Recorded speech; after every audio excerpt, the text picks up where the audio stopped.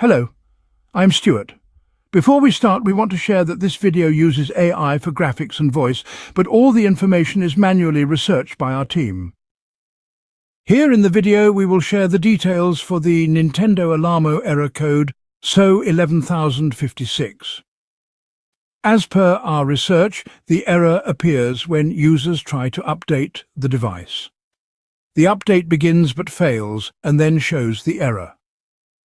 According to our research, the error is most likely caused by network issues, region-related restrictions, or possible blocks from the internet service provider. The first thing you should try is to unplug the device for around 30 seconds. Then plug it back in and try updating again. In many cases, this has helped users complete the update.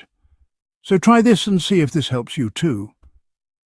If the error still comes, then try connecting your device over a different network. It can be an alternate Wi-Fi or mobile hotspot. So try this and see if this helps. If switching networks doesn't help, try using a VPN. Some users shared that once they enabled a VPN, the update started downloading. This suggests the issue could be region-related, or your ISP might be blocking access to the Nintendo servers.